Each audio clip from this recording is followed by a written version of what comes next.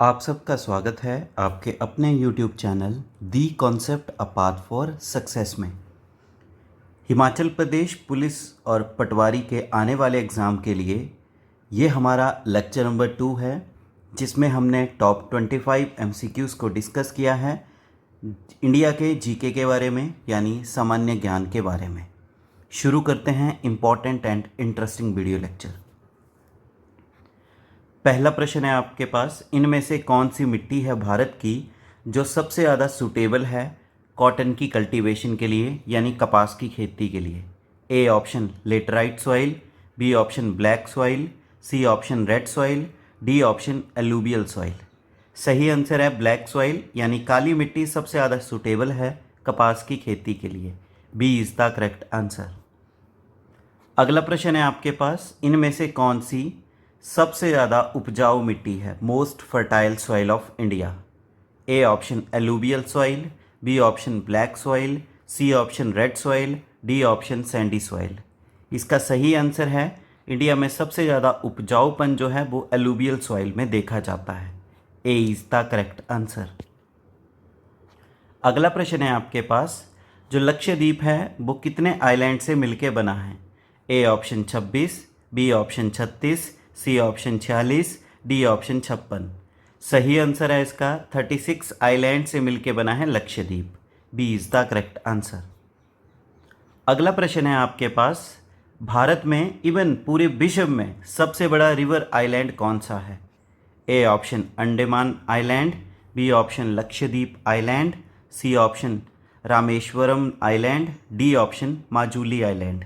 सही आंसर है माजुली आइलैंड पूरी दुनिया में सबसे बड़ा रिवर आइलैंड है, और ये आपको मिलेगा ब्रह्मपुत्रा नदी के ऊपर, जो कि बेसिकली आपका लोकेट करता है असम राज्य में। So D is the correct answer. अगला प्रश्न है आपके पास, भारत का कौन सा ऐसा राज्य है जिसमें सबसे ज़्यादा वन का क्षेत्र आता है, largest forest cover. A option Madhya Pradesh, B option Maharashtra, C option Arunachal Pradesh, D option Karnataka. सही आंसर है इसका Madhya Pradesh. A is the correct answer. अगला प्रश्न है आपके पास, इनमें से वो कौन सी नदी है जिसे बिहार की सौरो रिवर के नाम से जाना जाता है, क्योंकि वहाँ पे फ्रिक्वेंटली बाढ़ देखी जाती है। A option Son river, B option Yamuna river, C option Ganga river, D option Kosi river. तो सौरो रिवर ऑफ बिहार है Kosi river. D is the correct answer. अगला प्रश्न है आपके पास, इनमें से कौन से हिल्स हैं जो कि वेस्टर्न घाट का हिस्सा नहीं हैं, not the part of Western Ghats. A option Anamalai hills, B option Nilgiri hills, C option Satpura range, D option cardamom hills. सही आंसर है इनमें से जो वेस्टर्न घाट का हिस्सा नहीं है वो हैं Satpura range. C is the correct answer. अगला प्रश्न है आपके पास, इनमें से किस नदी को दक्षिण भारत की लाइफलाइन के नाम से जाना जाता है। ए ऑप्शन कृष्णा नदी, बी ऑप्शन दामोदर नदी, सी ऑप्शन गोदावरी नदी, डी ऑप्शन कावेरी नदी। तो लाइफलाइन ऑफ साउथ इंडिया है Godavari river. C is the correct answer.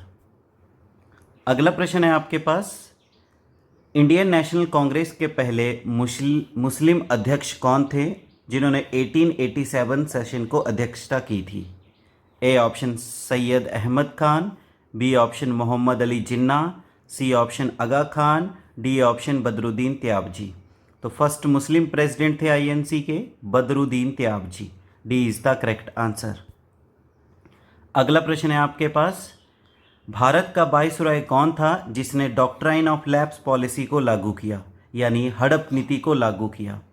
A option Lord Cornwallis, B option Lord Hardinge, C option Lord William Bentinck, D option Lord Dalhousie. तो इसका सही answer है Lord Dalhousie ने 1848 में हड़प नीति को लागू किया था। D is the correct answer. अगला प्रश्न है आपके पास, ब्रिटिश काल में भारत में कुल कितने दिल्ली दरबार आयोजित किए गए। A option 1, B option 2, C option 3, D option कोई भी नहीं। सही आंसर है 3 दिल्ली दरबार आयोजित किए गए थे। पहला है 1877, दूसरा है आपका 1903 और तीसरा है 1911। सी इज़ द करेक्ट आंसर। अगला प्रश्न है आपके पास, आर्य समाज के संस्थापक कौन थे 1875 में? A option Raja Ram Mohan Roy, B option Ishwar Chandra Vidyasagar, C option Dayanand Saraswati, D option Jyotiba Phule. Arya Samaj की स्थापना 1875 में दयानंद सरस्वती जी ने की थी। सी इज़ द करेक्ट आंसर। इन्होंने एक नारा भी दिया था, गो बैक टू वेदास, वेदों की ओर लौटो। अगला प्रश्न है आपके पास, इनमें से कौन सा एक्ट है जिसने सेपरेट इलेक्टोरेट इंट्रोड्यूस किया था मुस्लिम के लिए ब्रिटिश भारत में?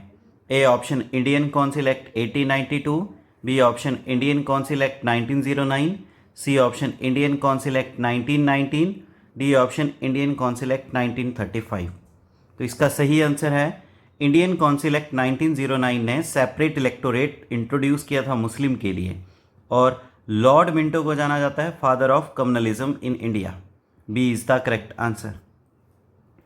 अगला प्रश्न है आपके पास, ब्रिटिश भारत का एकमात्र वाइसरॉय जिसकी मृत्यु उसके ही कार्यकाल के दौरान हो गई थी? A option Lord Mayo, B option Lord Lytton, C option Lord Ripon, D option Lord Dufferin. सही आंसर है इसका लॉर्ड मायो, जिसकी हत्या पोर्ट ब्लेयर अंडमान निकोबार में 1872 में की गई। A is the correct answer. अगला प्रश्न है आपके पास, जमींदारी सिस्टम या परमानेंट सेटलमेंट सिस्टम जो है इसको किस वर्ष शुरू किया गया? A option 1793, B option 1798, C option 1820, D option 1833। तो जमींदारी सिस्टम को इंट्रोड्यूस किया गया था 1793 में। ए इज द करेक्ट आंसर। इसको इंट्रोड्यूस करने वाला था लॉर्ड कॉर्नवालिस। अगला प्रश्न है आपके पास, 1857 की क्रांति के पहले क्रांतिकारी कौन थे? A option Nana Saheb, B option Mangal Pandey, C option Rani Lakshmibai, D option तांते Tope. इसका सही आंसर है मंगल पांडे।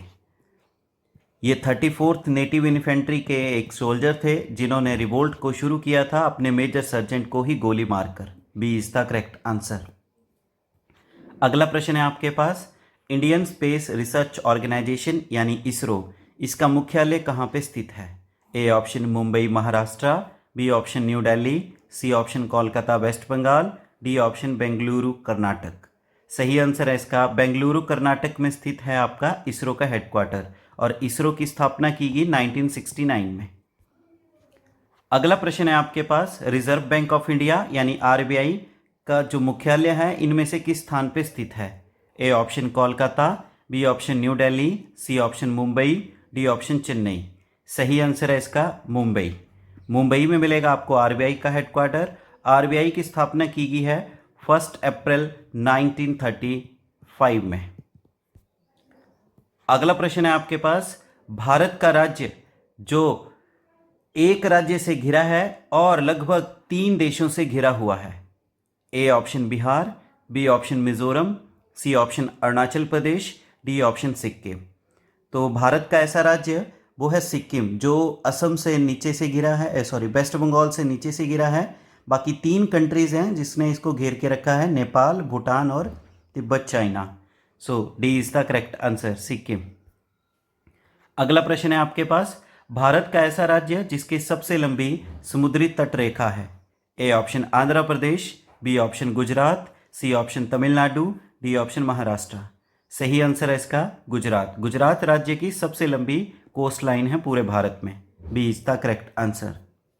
अगला प्रश्न है आपके पास, भारत में कितने राज्य जो हैं जो समुद्री तट रेखा को शेयर करते हैं?